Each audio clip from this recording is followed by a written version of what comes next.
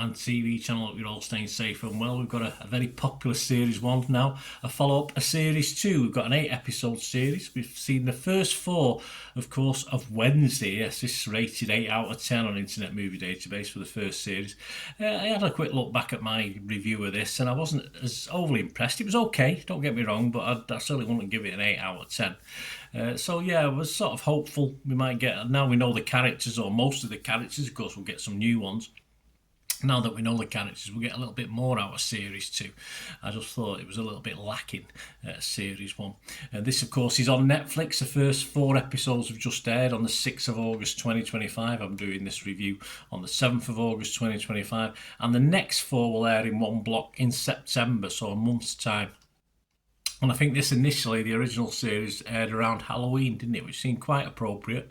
But they decided to make this into a sort of, well, it's only a couple of months early, isn't it? But I can't see that. Couldn't you just waited till Halloween again? Anyway, I'm not too sure. That doesn't really matter, does it?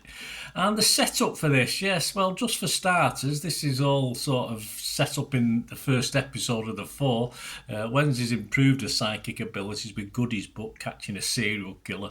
And she returns to Nevermore, discovering she's a celebrity for saving the school. She doesn't want to be a celebrity, of course she doesn't.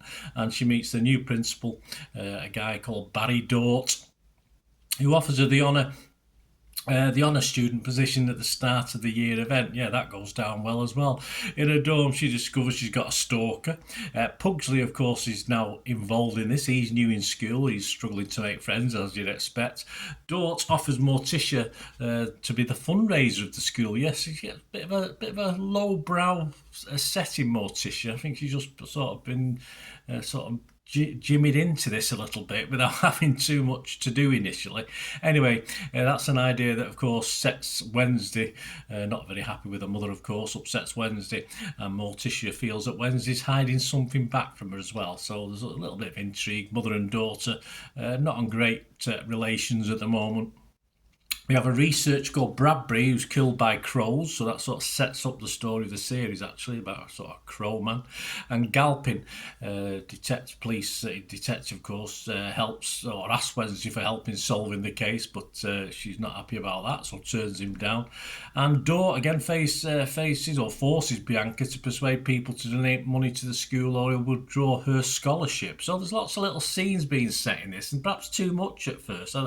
I don't mind this sort of scattergun approach to storylines, but it does take away from certain key characters that are in this. And talking of characters, of course, we've got Jenna Ortega back. Steve Buscemi is, of course, Barry Dort, the new principal. Isaac Ordonez is Pugsley, gets a bigger role in this one.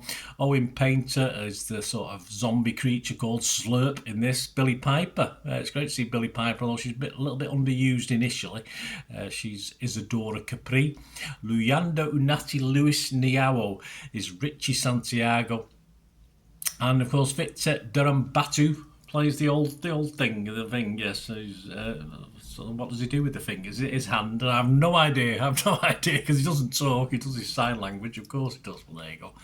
Plus you've got the likes of Catherine Zeta-Jones, Christopher Lloyd, and yes, Miss Joanna Lumley as well is introduced to this. So a great cast. Does it get the story it deserves? Well, that's the thing. Well, perhaps not early doors for me, but the signs are positive by the time, sadly, we get to the end of the first 4 episodes.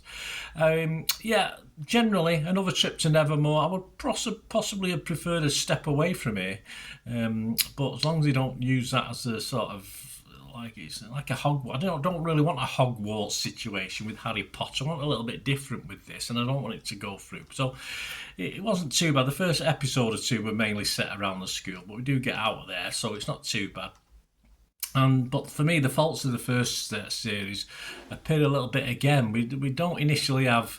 Of course, we get the family apart from Fester, who's not around. No, Fester was the best bit about Series 1 for me, so I did miss him. Fortunately, he's not there initially, but we do get to see him, of course. I like Billie Piper, but again, her part, as I said, is a little bit watered down at the start of this. We know she might be up to something a little bit evil. Bit Harry Potter where you're obviously not too sure of some of the teachers, who's good and who's bad, and they've used the same sort of idea with this. As ever, sets, the scenes are very good. I mean, some of them look a little bit studio-y, the setups, the scenes, the presentation, but generally it's very good, as you'd expect. A stop thing animation part to it as well, which I could have just watched for longer than the couple of minutes it was on. That was really good. Typical Tim Burton, of course. Ortega is again always good. She's a good look for Wednesday, but again, episode after episode, she has a bit of a dour character, which is part of what it is, but it doesn't really change that much. She doesn't really, I think she can be better. I think it's not her fault. It's not the actor's fault. It's the actual story itself. I think the dark humour, which I thought faded quite quickly in series 1, continues to be a little bit lost for me in series 2. So it never quite gets the best out of Ortega for me in this role. Sarah Dempster said of Ortega that her charisma could power 1,000 hearses. Well, it can, but I don't think she's fully utilised in this series, unfortunately. Again, and I thought she was underutilised and undercooked in the first series. I think she needs a little bit more of a little bit more presence, a little bit more oomph about her, because some of the humour's being lost in that sort of dour wandering around, not liking anybody or not liking anything, which is all right initially, but it just wears a little bit thin. You want to see a little bit, do we call it humanity, or a little bit of humour in it, at least, a little bit of what Wednesday is. If you'll go back to the originals, where, she's dark and horrible, but funny with it, and I think we lose a little bit of that. I don't think it's catching that side of her. And for me, as ever, I did mention Fester before. Again, he turns up, and that's when it gets more interesting for me. Again, when Fester turns up, and of course, by the end of the episode, it's dragging you back. Episode 4, it is dragging you back. It sort of gets off to a good finish, the series, which means you're ready for the next 4. But it's just such a shame that it wasn't as good getting there, unfortunately.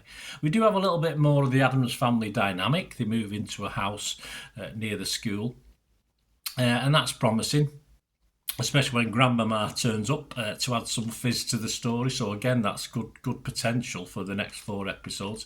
Aramide Tanubu was impressed from Variety. A shocking mystery quickly begins to occupy Wednesday's time, feeding her to uncover some haunting secrets concerning Jericho and its history with outcasts. Additionally, a lot more is revealed about the Addams family lore, including the roots of Wednesday and Morticia's strained relationship. Full of zing and depth, the season remains just as thrilling as the first. So yeah, Tanubu liked it. I wasn't thrilled by the first season, so perhaps that's why I'm not quite as excited on this one. Empire Magazine, a bit like me actually, very similar score that I'm going to give it. Empire Magazine scored this 3 stars, and it summed it up to similar to how I feel myself on this one. They said a supersized approach of season 2 often leaves Wednesday herself feeling like an afterthought in her own show. Morticia and Gomez are given way too much to do as they're crowbarring onto campus in regular roles, and their overuse seriously cramps Wednesday's style. Yeah, I think Gomez's part is pretty naff, to be honest with you. I don't. It's not very good at all. It's just there, and that's all you can leave. At least Morticia's role's a little bit more, but Gomez is a struggle. Key players feel a bit forgotten in the influx of new faces. There's a slight disconnect between the show's grisliest moments and its teen drama leanings, and Netflix's half-season approach means this part stops when things have only just got going. Absolutely. It's clear why the streamer is going all in on a show with this much potential, but hopefully future instalments stitch the body parts together more evenly. Well, there you go. That sums up what I'm agreeing. I totally agree with that. I do like Wednesday. I just believe it could be so much better. We still have another 4 episodes, of course, to turn what I think is just an okay series so far into something better, and everything is there to achieve this. They've got the cast, they've got the characters. All right, there's a few setups with the storylines, perhaps need fine tuning a little bit, but everything's there for a really good last 4 episodes, and hopefully something better. Well, all things fingers crossed. Anyway. Yeah, just looking at the scores in Internet Movie Database, as I said, the original Series 1 scored 8 out of 10. If you look at the episodes for Series 2, it's actually, these are usually higher than the get an average score anyway. They're getting an 8.1 for Episode 1, 8.1 for Episode 2, an 8.2 for 3, and an 8.6 for Episode 4. So I agree with that as far as going up is concerned. Of course, that's far too high for me. If I was scoring Episode 1, I would have given it 5.5. If I scored episode 2, I was struggling a bit by episode 2. I was just give it a 5. But then episode 3, I give a 6. Episode 4, I'll give a 6.5 out of 10. So hopefully, I'm going to give this a 6 out of 10 overall so far. An okay score, 3 stars out of 5. Hopefully, this will increase with the last 4 episodes. But I think they could be doing better. Anyway, that's my opinion. Let me know what you think, guys. It'd be great to have your views on this or anything to do with film and TV, of course. If you enjoy the content, I try and do a mix of stuff, of course, not just my opinion is important, but I like to look at other people's as well and have a critique on that if I can. So that's how I do it. I hope you like the way I do these reviews, and if you do enjoy the content, please, if you can support me in any way you can, that'd be wonderful. And of course, to keep tuned in for information on my various socials, etc., and how you can support the channel. Thanks for watching, guys. Hi again, hope you enjoyed the feature, guys. Thanks for watching. Please, if you did enjoy the content, please give us a thumbs up, and if you've not already done so, press that subscribe button. If you're not already subscribed, that'd be wonderful. It's free to subscribe, absolutely free. Also, check out my social media links if you want to follow me on TikTok, Instagram, X, Facebook. They'll all be in the description below. And my special thanks to supporters of the channel, yes, Piat6505, who have an eBay shop selling film and TV memorabilia, including posters, books, magazines. There'll be a link again in the comments section. And if you're into your football, don't forget my football stuff on Manchester City for general football fans, but mainly City fans, of course. Or if you know someone who might enjoy that, give them a kick in my direction. I'll be very, very grateful. And as ever, guys, comments on this feature is wonderful. Anything to do with film and TV is always very, very welcome. It's great to talk film and TV. I thank you, guys, for your support. Stay safe, everyone.